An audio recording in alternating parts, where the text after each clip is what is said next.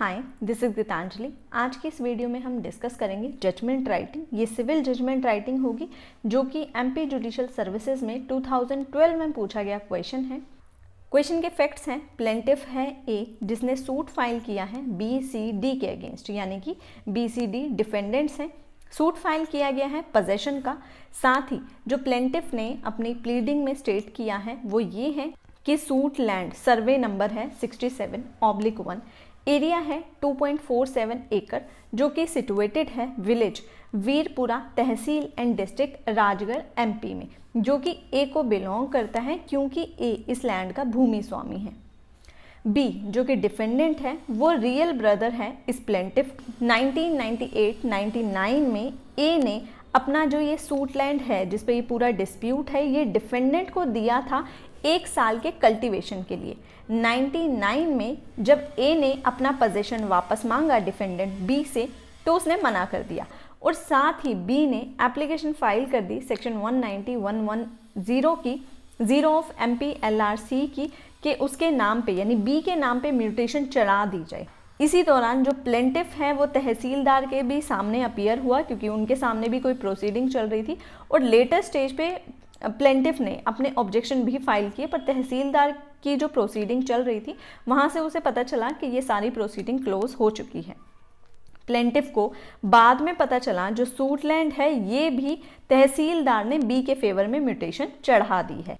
ए ने उसके बाद क्या किया, अपील फाइल करी एसडीओ के सामने, जो कि डिसमिस हो गई 4/9/2002 को क्योंकि वो टाइम बार्ड थी। तो अब प्लेंटिफ के पास कोई और ऑप्शन नहीं है तो उसने ये सूट फाइल किया है रिस्टोरेशन ऑफ पोजेशन का on the basis of title. जब ये सूट चल रहा था, पेंडिंग था, तो उसी दौरान प्लेंटिफ को पता चला कि बी ने ये प्रॉपर्टी जो कि सूट लैंड है वो डिफेंडेंट सी और डी को बेच दी है 15/11/2002 को। तो प्लेंटिफ ने सी और डी को भी पार्टी बनाया है इस सूट में और रिलीफ मांगी है कि जो सेल डीड करी है सी और डी के फेवर में वो कैंसिल की जाए। उसके बाद डिफेंडेंट की प्लीडिंग हमें क्वेश्चन में दी गई है। डिफेंडेंट की प्लीडिंग है कि डिफेंडेंट ने तीनों डिफेंडेंट्स ने ज्वाइंट रिटन स्टेटमेंट फाइल किया है और प्लेंटिफ ने प्लेंट में जो भी कहा है उसको सबको डिनाई कर दिया है। डिफेंडेंट्स के अकॉर्डिंग प्लेंटिफ ने ये जो सूट लैंड है ये डिफेंडेंट को सिखमी पर 1995 में दे दी थी, और तभी से बी जो है इस सूट लैंड के पोजेशन में है 2002 तक, जो भी सेल डीड की डेट है, यानी सेल करने से पहले तक बी कह रहा है कि सिखमी पे उसे 95 में मिल गई थी और 2002 तक वो उसके पोजेशन में है। साथ ही डिफेंडेंट ने ये भी कहा एक वैलिड ऑर्डर तहसीलदार ने भी पास किया है डिफेंडेंट नंबर 1 यानी बी के फेवर में कि बी जो है वो ऑक्यूपेंसी टेनेंट है, और इसीलिए वो कहता है क्योंकि तहसीलदार ने उसे ऑक्यूपेंसी टेनेंट डिक्लेयर कर दिया है उसके बाद वो भूमि स्वामी बन गए बाय ऑपरेशन ऑफ लॉ। उसके साथ ही ये कहता है कि ये जो सूट प्रॉपर्टी है ये वैलिडली बी ने सी और डी को बेची है, और साथ ही अपने रिटन स्टेटमेंट में लिखता है कि प्लेंटिफ ने अपनी प्लीडिंग में कहीं पर भी डिक्लेरेशन का रिलीफ नहीं मांगा है और उसका सूट जो है मेंटेनेबल नहीं है। डिफेंडेंट सी और डी बोनाफाइडी परचेजर है क्योंकि उन्होंने पैसे पे करे हैं। साथ ही ये प्रे किया गया ये जो सूट है ये डिसमिस होना चाहिए, और ये प्ली भी लिया गया लिमिटेशन का कि जो प्लेंटिफ ने सूट फाइल किया है वो टाइम बार्ड है। उसके बाद क्वेश्चन में हमें दी गई है प्लेंटिफ की एविडेंस। प्लेंटिफ ने सर्टिफाइड कॉपी लगाई है खसरा 1994 से लेकर 1999 तक एग्जिबिट P1, साथ ही दूसरी कॉपी लगाई है खसरा की 1999 से 2004 तक एग्जिबिट P2, सर्टिफाइड कॉपी लगाई है तहसीलदार के ऑर्डर की एग्जिबिट P3, एसडीओ के ऑर्डर की कॉपी लगाई है एग्जिबिट P4, सेल डीड की कॉपी लगाई है एग्जिबिट P5। प्लेंटिफ विटनेस ए अपीयर हुए जिन्होंने स्टेट किया अपनी एग्जामिनेशन इन चीफ में कि वो उस सूट लैंड के ऑनर हैं और भूमि स्वामी हैं उस सूट लैंड के, और ये ज़मीन जो है उनके पोजेशन में 1998 तक, और उसके बाद बी की रिक्वेस्ट पे उन्होंने ये लैंड अपने ब्रदर डिफेंडेंट जो है इस केस में बी को दे दी 1 साल के लिए कल्टीवेशन के लिए। पर जब डिफेंडेंट से वापस मांगी गई तो डिफेंडेंट ने मना कर दिया, और ये कहते हैं कि 1998 तक, यानी प्लेंटिफ का कहना है कि 1998 तक उनका जो पोजेशन है वो खसरा में रिकॉर्डेड है। उसके बाद क्रॉस एग्जामिनेशन में ए ने ये बात एडमिट करी कि कोई एंसेस्ट्रल प्रॉपर्टीज एग्रीकल्चरल लैंड के साथ इंक्लूड थी जो कि डिवाइड हो चुकी है जो भी उनके फादर के हीयर्स थे उनके बीच में। उसके साथ ही इनसे ये पूछा गया कि डिफेंडेंट के काउंसिल ने कि ये जो प्रॉपर्टी है ये सिखमी पर भी डिफेंडेंट को मिल गई थी, तो इस बात को इस प्लेंटिफ ने रिफ्यूज़ किया। उसके बाद प्लेंटिफ ने 2 और विटनेस एग्जामिन करवाए, एफ और जी एज प्रोसिक्यूशन विटनेस 2 और 3। उन्होंने भी प्लेंटिफ का जो भी वर्जन है कि प्लेंटिफ 1998 तक पोजीशन में था उस बात को सपोर्ट किया। उसके बाद आ जाते हैं डिफेंडेंट की एविडेंस पे। डिफेंडेंट ने अपनी एविडेंस में खसरा की कॉपी 1999 से 2004 तक एग्जिबिट D1 प्रोड्यूस करी, original sale deed exhibit D2 produce करी।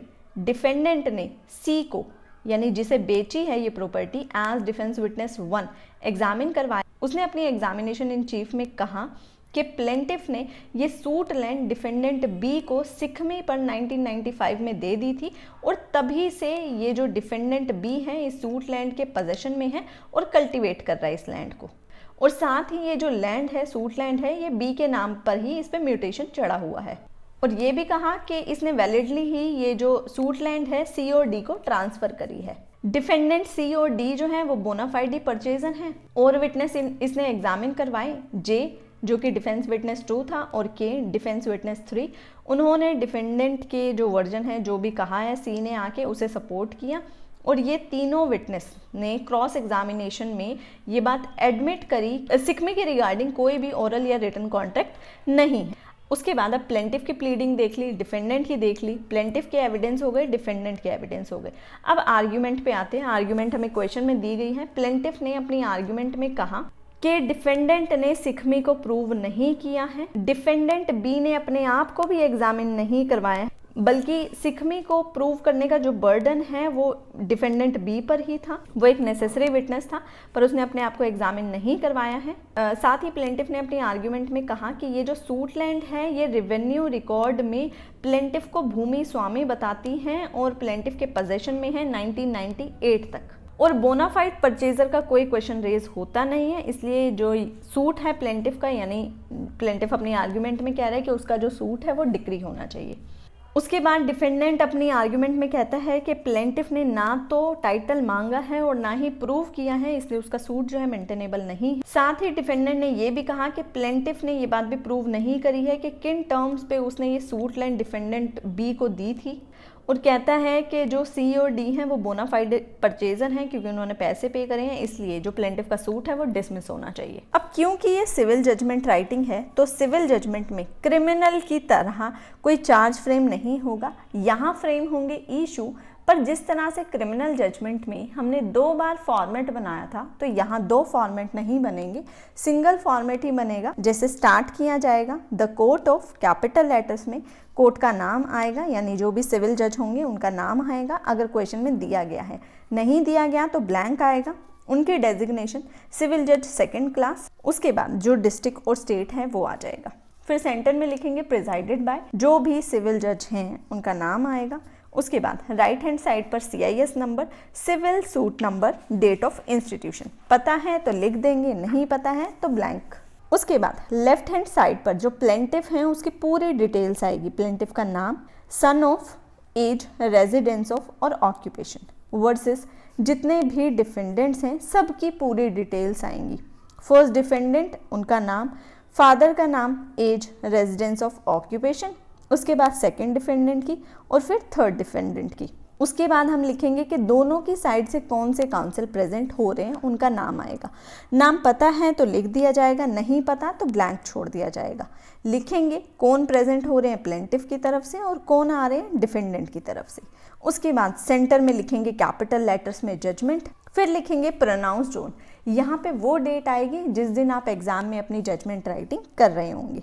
अब उसके बाद अब हर सिविल जजमेंट राइटिंग में पैरा नंबर 1 से लेकर पैरा नंबर 4 तक सभी पैराग्राफ्स का जो सीक्वेंस है वो सेम रहेगा। पैरा नंबर 1 में आएगा कि जो प्लेंटिफ ने सूट फाइल किया है वो किस चीज़ का फाइल किया गया है और किस सेक्शन में फाइल किया गया है। अगर हमें क्वेश्चन में ये तो दिया जाएगा कि कौन सा सूट फाइल किया गया है, पर मोस्टली क्वेश्चंस में ये नहीं दिया जाएगा कि किस सेक्शन में फाइल किया गया है।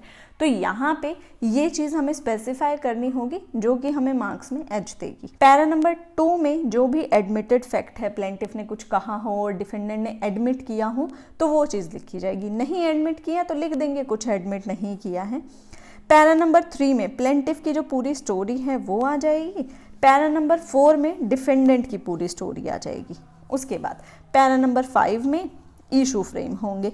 अब यहाँ पे स्टार्ट करते हैं पैरा 1 से। यहाँ पे लिखेंगे कि ये सूट जो प्लेंटिफ ने फाइल किया है डिफेंडेंट्स के अगेंस्ट, वो section 5 of specific relief act में फाइल किया है for recovery of possession of the suit land, जिसका सर्वे नंबर दिया गया है 67/1 है, एरिया 2.47 एकर्स है, जो कि राजगढ़ में सिचुएटेड है। और इसके बाद जहाँ पे भी हमें पूरी डिटेल्स लिखनी है इस सूट लैंड की, वहाँ पे हम लिखेंगे सिर्फ word suit land on the basis of title file किया है। और साथ ही प्लेंटिफ ने कहा है कि जो सील डीड है वो कैंसिल होनी चाहिए। तो सेल डीड कैंसिलेशन के लिए जो प्लेंटिफ ने रिलीफ मांगा है वो सेक्शन 31 ऑफ SRA में लिखेंगे कि प्लेंटिफ ने मांगा है सेक्शन 31 ऑफ SRA में कि जो सेल डीड है जो डिफेंडेंट नंबर 2 और 3 के फेवर में हुई है वो कैंसिल होनी चाहिए। यहाँ पे सेक्शंस की आइडेंटिफिकेशन हमें पता होनी चाहिए। उसके बाद नेक्स्ट पैरा में हम लिखते हैं कोई भी एडमिटेड फैक्ट है तो यहाँ हम सेकंड पैरा में लिखेंगे कि इस केस में ये एडमिटेड फैक्ट है कि प्लेंटिफ और डिफेंडेंट दोनों रियल ब्रदर हैं और जो डिफेंडेंट नंबर 1 है वो इस सूट लैंड के पोजेशन में है। जो भी बात एडमिटेड है वो लिख देंगे। उसके बाद पैरा नंबर 3 में लिखेंगे कि प्लेंटिफ का जो केस है वो ये है, नटशेल में मतलब जितना ब्रीफ में हम लिख सकते हैं कि प्लेंटिफ भूमि स्वामी है उस सूट लैंड का, और सूट लैंड जो है वो डिफेंडेंट नंबर 1 यानी बी को दी थी कल्टीवेशन के लिए 1 साल के लिए 98-99 में। बट उसके बाद जब प्लेंटिफ ने अपना पोजेशन वापस मांगा अपने भाई जो कि डिफेंडेंट नंबर 1 है उनसे, तो उसने मना कर दिया। उसके बाद एक एप्लीकेशन फाइल करी इसी डिफेंडेंट ने ही सेक्शन 190-1110 ऑफ MPLRC की कि उसके नाम पे म्यूटेशन होना चाहिए, और तहसीलदार से म्यूटेशन करवा भी लिया। प्लेंटिफ ने उसके बाद अपील किया SDO को, पर ये अपील जो है 4/9/2002 को डिसमिस हो गई क्योंकि ये टाइम बार्ड थी। इसलिए प्लेंटिफ ने ये सूट फाइल किया है रिस्टोरेशन ऑफ पोजेशन का on the basis of title. और साथ ही जब ये सूट पेंडिंग था तो ये लैंड जो है इस B ने C और D को बेच दी, जो कि डिफेंडेंट नंबर 2 और डिफेंडेंट नंबर 3 है। इसलिए प्लेंटिफ ने कैंसिलेशन ऑफ सेल डीड का भी रिलीफ मांगा है। साथ ही प्लेंटिफ ने ये भी प्लीड किया कि जो प्लेंटिफ का सूट है वो विद इन जुरिस्डिक्शन और प्रॉपर कोर्ट फीस के साथ फाइल किया गया है। देखिए सिविल जजमेंट राइटिंग में पैरा नंबर 3 में ये बात स्टेट करना मैंडेटरी है कि प्लेंटिफ ने जो सूट फाइल किया है वो विद इन जुरिस्डिक्शन है और प्रॉपर कोर्ट फीस फाइल की गई है। और साथ ही यहाँ पे हम ये भी लिखेंगे कि वो विद इन लिमिटेशन है। पर क्योंकि इस क्वेश्चन में क्या है कि डिफेंडेंट ने क्वेश्चन रेज किया है, इशू रेज किया है कि जो प्लेंटिफ का सूट है वो लिमिटेशन में फाइल नहीं किया गया है, तो यहाँ पे वो इशू बन जाएगा। अदरवाइज अगर वो इशू यहाँ पे ना होता तो हम यहाँ पे ये बात भी स्टेट करते कि जो प्लेंटिफ का सूट है वो विद इन लिमिटेशन भी है। उसके बाद पैरा नंबर 4 में लिख देंगे कि डिफेंडेंट्स ने जॉइंट रिटन स्टेटमेंट फाइल करी है जिसमें ये प्लीड किया गया है कि डिफेंडेंट नंबर 1 जो है वो भूमि स्वामी है इस लैंड का, क्योंकि उसे सिखमी पे ये लैंड 1995 में दी गई थी और तभी से 2002 तक वो इस सूट लैंड के पोजेशन में है और वो ऑक्यूपेंसी टेनेंट बन गया था और तहसीलदार ने उसके फेवर में ऑर्डर भी पास कर दिया था। साथ ही ये भी प्लीड किया गया कि ये जो प्रॉपर्टी है ये वैलिडली डिफेंडेंट नंबर 2 और 3 को बेची गई है और ये सूट मेंटेनेबल नहीं है क्योंकि प्लेंटिफ ने कोई डिक्लेरेशन नहीं मांगा है। और साथ ही जो प्लेंटिफ का सूट है वो बार्ड बाय लिमिटेशन है और C और D जो है वो बोनाफाइडी परचेजर्स हैं। उसके बाद नेक्स्ट पॉइंट नंबर 5 में हम लिखेंगे कि जब पार्टी को ओरली एग्जामिन किया गया ऑर्डर 10 रूल 2 ऑफ CPC में, तो उनके एडमिशन और डिनायल के बेसिस पे कोर्ट ये फॉलोइंग इश्यूज फ्रेम करेगी। देखिए जब भी इशू फ्रेम किए जाएंगे तो हमें बात जो ध्यान रखनी है वो ये कि जो भी प्रिलिमिनरी इशू होंगे उन्हें हम सबसे पहले फ्रेम करेंगे। जैसे कि प्रिलिमिनरी इशू क्या होते हैं, जुरिस्डिक्शन का कोई इशू है, कोर्ट फीस का इशू है, लिमिटेशन का इशू है, इस तरह के इश्यूज हैं जैसे टेक्निकल इशू हो गए, तो इनको हम कहते हैं प्रिलिमिनरी इशू। जो भी प्रिलिमिनरी इशू होंगे उनको सबसे पहले फ्रेम किया जाएगा। तो इस केस में जो प्रिलिमिनरी इशू है सबसे पहले वो है कि जो सूट है प्लेंटिफ का वो टाइम बार्ड है। तो सबसे पहला इशू ही यही बनाएंगे कि क्या प्लेंटिफ का सूट टाइम बार्ड है, क्वेश्चन मार्क। इसको प्रूव करने का ऑनस डिफेंडेंट के ऊपर होगा। और जब हम इशू फ्रेम करेंगे तो एक टेबल बनाएंगे, सबसे पहले सीरियल नंबर, फिर इशू लिखा जाएगा, फिर लिखा जाएगा ओनस किसके ऊपर होगा, और लास्ट में फाइंडिंग। जो फाइंडिंग वाला कॉलम है वो हमारा ब्लैंक रहेगा जब तक कि हम पूरा जजमेंट डिसाइड नहीं कर देते। अब क्योंकि यहाँ पे जजमेंट डिसाइडेड है तो ये कॉलम फिल्ड है, पर हम करेंगे क्या, जैसे जैसे डिसाइड करते जाएंगे तो यहाँ पे प्रूव्ड और डिसप्रूव्ड लिखते जाएंगे।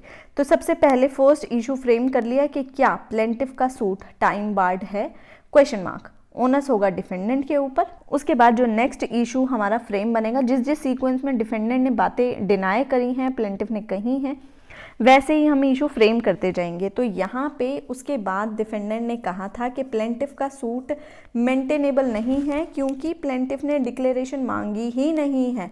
तो यहाँ हम इशू बनाएंगे कि क्या प्लेंटिफ का सूट मेंटेनेबल नहीं है क्योंकि डिक्लेरेशन नहीं मांगी गई है, क्वेश्चन मार्क। अब क्योंकि ये बात डिफेंडेंट ने कही थी तो प्रूफ भी डिफेंडेंट करेगा, ओनस होगा डिफेंडेंट के ऊपर। नेक्स्ट इशू है कि प्लेंटिफ ने कहा है कि वो भूमि स्वामी है, बल्कि डिफेंडेंट ने ऐसा मना किया है। तो यहाँ हमारा नेक्स्ट इशू बनेगा कि क्या प्लेंटिफ भूमि स्वामी है उस सूट लैंड का जिसका सर्वे नंबर 67/1, एरिया 2.47 एकड़, जो कि राजगढ़ में है, क्वेश्चन मार्क। अब क्योंकि ये बात कही थी प्लेंटिफ ने तो इसको प्रूव करने का ओनस भी होगा प्लेंटिफ के ऊपर।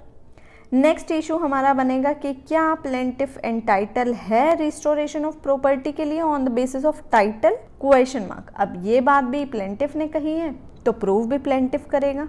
नेक्स्ट इशू बनेगा कि क्या डिफेंडेंट नंबर 2 यानी कि सी और डिफेंडेंट नंबर 3 यानी कि डी बोनाफाइडी परचेजर्स हैं, क्वेश्चन मार्क।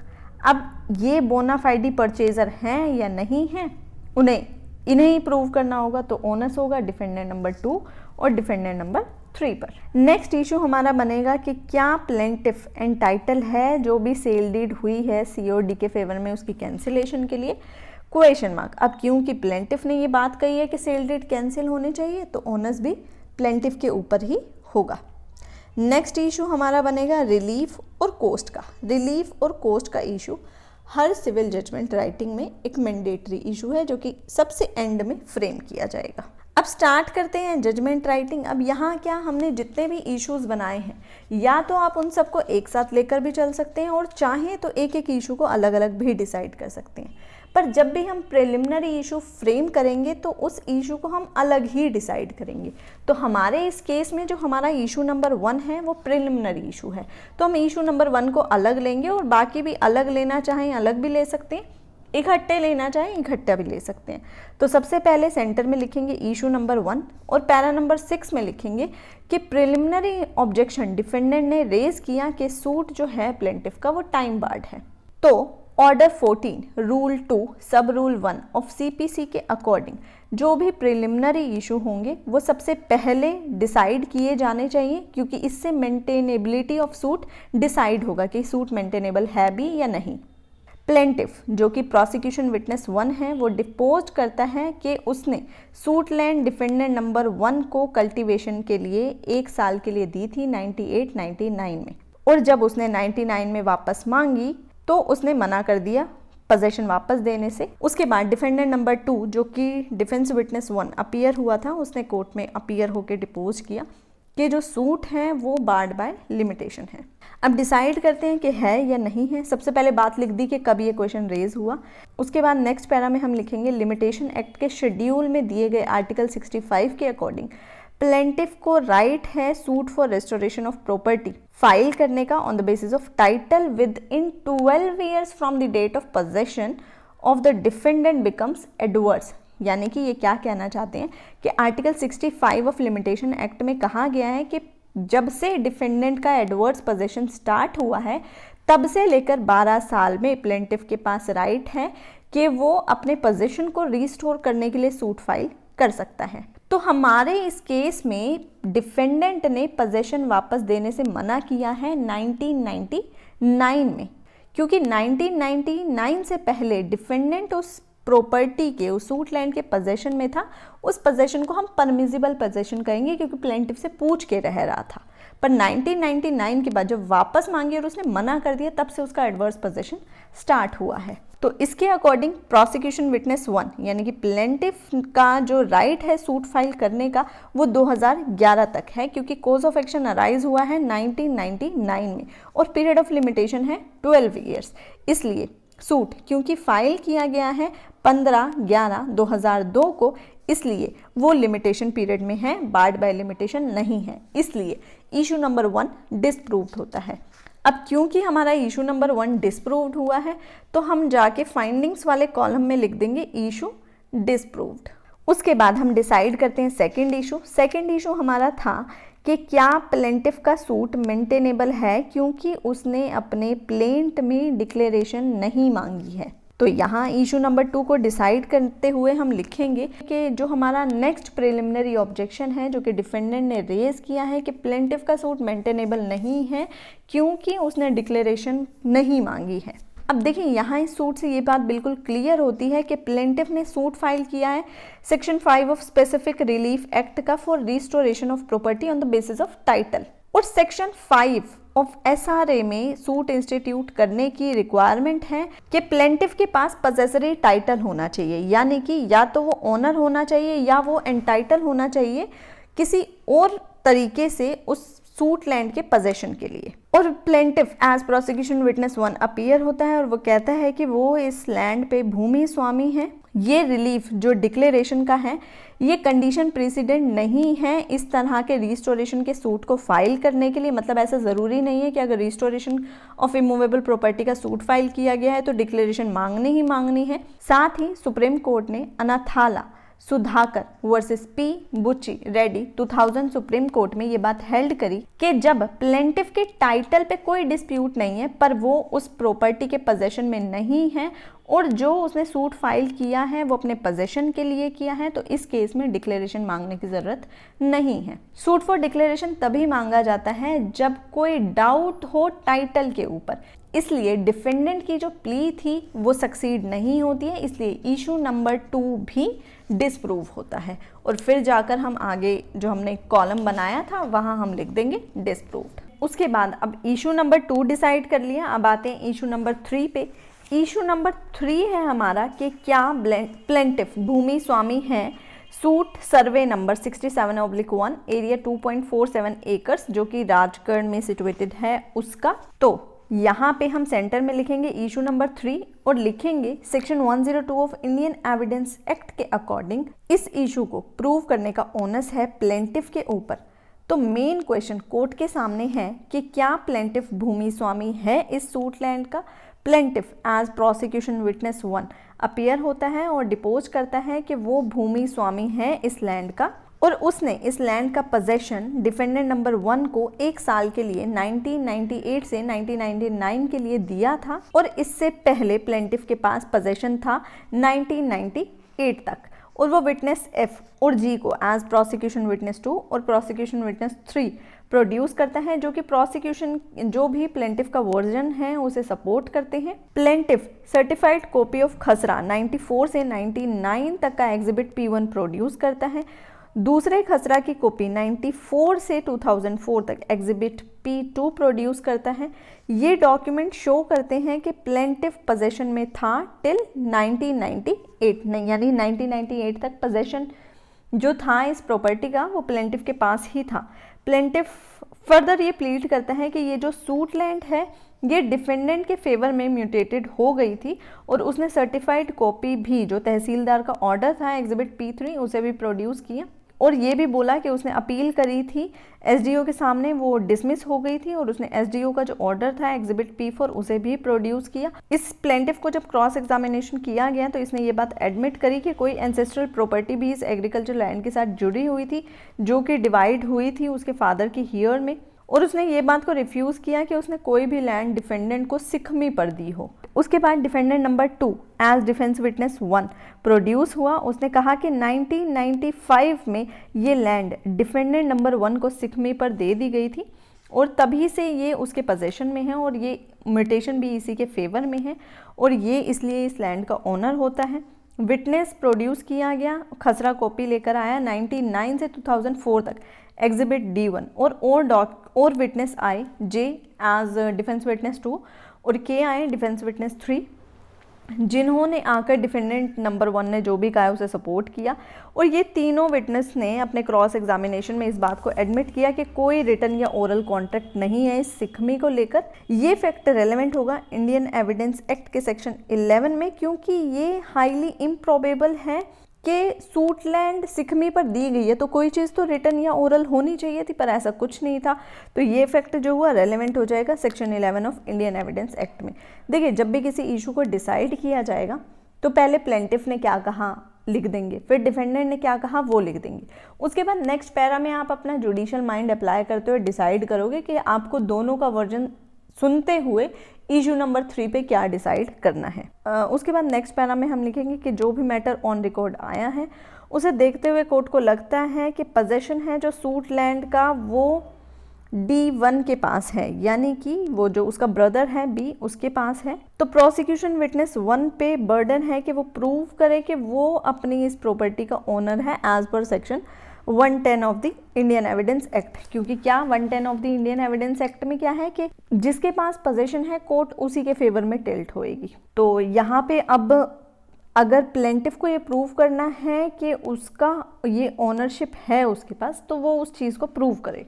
उसके बाद जो भी एग्जिबिट P1 आया है, यानी खसरा की पहली कॉपी आई है 94 से 99 तक, और जो भी एग्जिबिट P2 आया है यानी 94 से 2004 की जो खसरा की कॉपी आई है, ये दोनों पब्लिक डॉक्यूमेंट है as per section 74 of the Indian evidence act और ये रेलेवेंट होंगे section 35 of Indian evidence act में। साथ ही plaintiff witness 1, plaintiff witness 2, plaintiff witness 3 से ये बात प्रूव होती है कि जो सूटलैंड का पोजेशन है वो 1998 तक प्लेंटिफ विटनेस 1 के पास था। और साथ ही ये बात जो की जा रही है कि प्लेंटिफ ने अपना पोजेशन जो है डिफेंडेंट को दिया है, तो डिफेंडेंट ने अपने आप को एज डिफेंस विटनेस एग्जामिन नहीं करवाया है और ना ही अपनी कोई टेस्टिमनी रिकॉर्ड कराई है।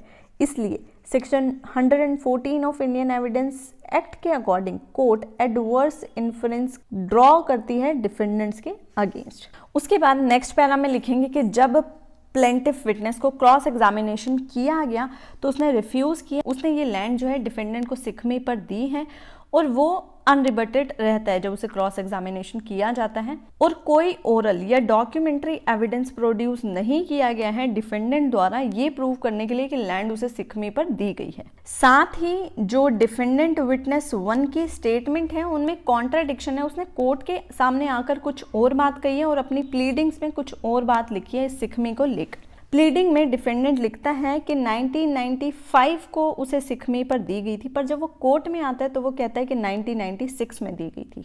इसलिए जो ये कॉन्ट्राडिक्शन हुई है ये भी डिफेंडेंट के अगेंस्ट जाती है।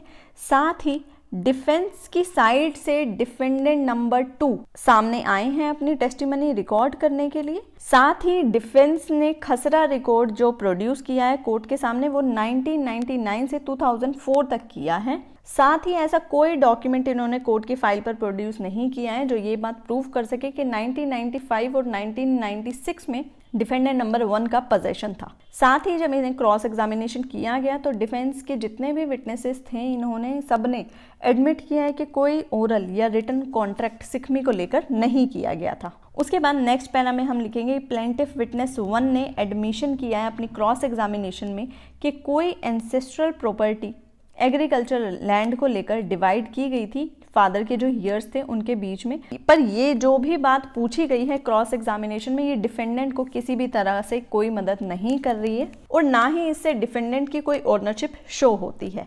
नेक्स्ट पैरा में हम लिखेंगे कि जो भी रेलेवेंट फैक्ट ड्यूली प्रूव हुए हैं प्लेंटिफ ने किए हैं और जो भी ओरल या डॉक्यूमेंट्री एविडेंस कोर्ट के सामने आए हैं उससे ये बात प्रूव होती है कि 1998 तक प्लेंटिफ पोजीशन में था। तो इसलिए कोई क्वेश्चन ही अराइज नहीं होता कि 1995 में लैंड सिखमी पर डिफेंडेंट को दी गई हो। इसलिए इशू नंबर 3 जो है वो प्रूव होता है कि प्लेंटिफ विटनेस 1 यानी कि ये प्लेंटिफ जो है वो भूमि स्वामी है। उसके बाद नेक्स्ट इशू हमने बनाया है इशू नंबर 4 कि क्या प्लेंटिफ एंटाइटल है रिस्टोरेशन ऑफ पोजेशन के लिए on the basis of title. तो सेंटर में लिखेंगे इशू नंबर 4, यहाँ लिखेंगे कोर्ट के सामने मेन क्वेश्चन है कि क्या प्लेंटिफ रिस्टोरेशन ऑफ पोजेशन के लिए एंटाइटल है या नहीं है section 5 of specific relief act के अकॉर्डिंग। तो ये कहते हैं कि कोई भी पर्सन जो पोजेशन के लिए एंटाइटल है वो उसकी रिकवरी के लिए सीपीसी के अकॉर्डिंग सूट फाइल कर सकता है। और यहाँ पे ये बात प्रूव हो चुकी है कि प्लेंटिफ जो है ओनर है यानी कि भूमि स्वामी है इस लैंड का। तो section 9 of CPC, section 5 of SRA और article 65 of Indian limitation act के अकॉर्डिंग प्लेंटिफ एंटाइटल होगा इस पोजेशन के रिस्टोरेशन के लिए। तो इशू नंबर 4 जो है वो प्रूव होता है। तो जब प्रूव हो गया तो आगे टेबल में जाके हम लिख देंगे लास्ट वाले कॉलम में प्रूव्ड। उसके बाद नेक्स्ट क्वेश्चन है हमारा क्या डिफेंडेंट नंबर 2 यानी कि सी और डिफेंडेंट नंबर 3 यानी कि डी बोनाफाइडी परचेजर्स हैं। उसके साथ ही नेक्स्ट इशू था हमारा कि क्या प्लेंटिफ एंटाइटल है सेल डीड को कैंसिल करवाने के लिए। तो इशू नंबर 4 और 5 को हम इकट्ठा एनालाइज करेंगे और लिखेंगे कि कोर्ट के सामने अब मेन क्वेश्चन है कि क्या प्लेंटिफ एंटाइटल है सेल डीड की कैंसिलेशन के लिए जो कि सीडी के फेवर में एग्जीक्यूट की गई है। सी एज डिफेंस विटनेस 1 कोर्ट के सामने प्रोड्यूस होता है और कहता है कि डिफेंडेंट नंबर 1 जो है यानी कि बी जो है वो रियल ओनर है और जो ये प्रॉपर्टी सेल की गई है ये वैलिडली सेल की गई है और ये बोनाफाइडी परचेजर हैं। उसके साथ ही ये कोई और विटनेस जे और के को एग्जामिन करवाते हैं और जो इनके वर्जन को ही सपोर्ट करते हैं और फिर ये अपनी जो सेल डीड है उसे एज एग्जिबिट D2 प्रोड्यूस करते हैं कोर्ट के सामने। ये बात पहले ही प्रूव हो चुकी है कि डिफेंडेंट नंबर 1 यानी कि बी भूमि स्वामी नहीं है इस लैंड पे, तो मतलब कि उसके पास कोई गुड टाइटल भी नहीं है। डिफेंडेंट की साइड से आते हैं डिफेंडेंट विटनेस 1 सी। उसके बाद हम लिखेंगे कि ये जो सी और डी हैं इन्हें हम बोनाफाइडी परचेजर नहीं कह सकते क्योंकि इन्होंने प्रॉपर केयर से ये प्रॉपर्टी जो है परचेज नहीं करी है, बिना कुछ जाने हुए ही पैसे पे कर दिए हैं डिफेंडेंट नंबर 1 को। और साथ ही सेक्शन 3 पैरा 7 ऑफ टीपीए के अकॉर्डिंग एक पर्सन को माना जाता है कि नोटिस है जब भी वो कोई चीज़ एक्ट करने जा रहा है तो मतलब उसने सारा इंक्वायरी करने के बाद सारी चीज़ जानने के बाद ही वो चीज़ को वो परचेज कर रहा होगा और ऐसा कोई कंडक्ट डिफेंडेंट का सामने नहीं आया है जिससे ये शो हो सके कि रीजनेबल केयर और कोजन का इस्तेमाल करते हुए ही पैसे पे किए हों, कि उन्होंने ये एसर्टेन किया हो कि जिससे वो प्रॉपर्टी लेने जा रहे हैं क्या वो रियल ओनर है। साथ ही टीपीए के सेक्शन 3 एक्सप्लेनेशन 2 के अकॉर्डिंग कोई भी पर्सन जो कि किसी इमूवेबल प्रॉपर्टी में इंटरेस्ट एक्वायर कर रहा है तो ये माना जाएगा कि उसे सभी तरह का नोटिस है कि प्रॉपर्टी का एक्चुअल पोजीशन किसके पास है। तो इस केस में जो डिफेंस विटनेस 1 है यानी कि सी और डी को ये माना जाएगा कि नॉलेज थी कि जो टाइटल है डिफेंडेंट नंबर 1 का वो डिफेक्टिव है।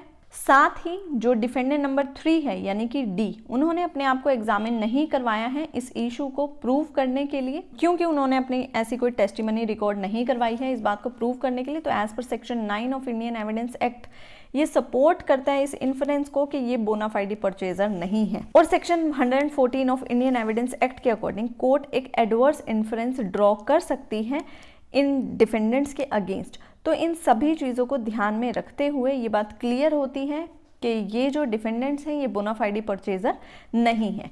उसके बाद नेक्स्ट पैरा में हम लिखेंगे कि टीपीए के सेक्शन 7 के अकॉर्डिंग डिफेंडेंट नंबर 1 यानी कि बी कंपिटेंट ट्रांसफरर नहीं था क्योंकि ना तो वो ओनर था और ना ही उसे ऑथराइज किया गया था रियल ओनर द्वारा कि वो प्रॉपर्टी को ट्रांसफर कर सके।